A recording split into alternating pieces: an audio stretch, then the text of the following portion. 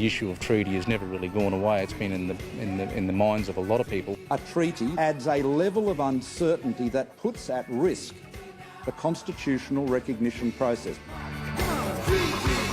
It's time for a treaty. Treaty may be the word on everybody's lips, but what is it? A treaty is an agreement between two parties. They could be countries or groups of people. It's a contract with a list of responsibilities and it's legally binding. Canada, New Zealand and the US all have treaties with their Indigenous people.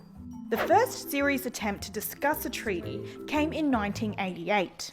In that year, Prime Minister Bob Hawke was presented the Barunga Statement. The Aboriginal Sovereign Treaty 88 campaign called for the recognition of Aboriginal nations and peoples' sovereign rights and our ownership of Australia. It also called on the Commonwealth to form a treaty with its Indigenous peoples.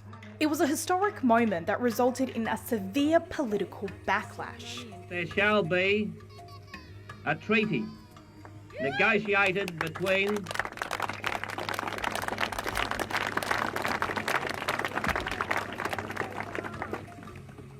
the Aboriginal people and the government on behalf of all the people of Australia. So what will be in any new treaty contract? Well.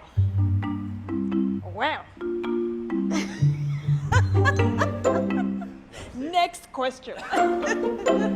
See ya. This is kind of still being debated and it would essentially come down to the individual groups. But what could be in our treaty contract is sovereignty, recognition and self-determination. It's likely that our treaty would state that we, the Aboriginal and Torres Strait Islanders, never gave up our sovereign rights. We never gave up our land. We occupied this country before the Europeans came over, and we want greater control of the decisions that affect our lives. I know, you might be thinking, well, Joe, that's pretty obvious. But the fact is, our laws don't reflect this. Our laws don't reflect that we never gave up our land. It was taken from us. A treaty can be achieved through either state or federal governments. Currently, the Commonwealth Government doesn't support a treaty. However, the Northern Territory and Victoria are actively working towards state treaties. If the federal government doesn't support treaty, state treaty agreements would have limitations to them. So why are First Nations peoples still fighting for treaty? Well, a treaty could lead to real reconciliation between Indigenous and non-Indigenous Australians. A treaty would acknowledge the dark history of this country, one that has been and continues to be swept under the rug.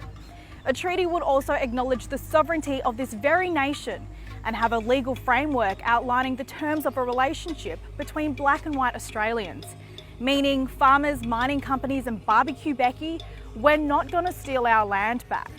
Though it would be nice if maybe once in a while that our voice was heard.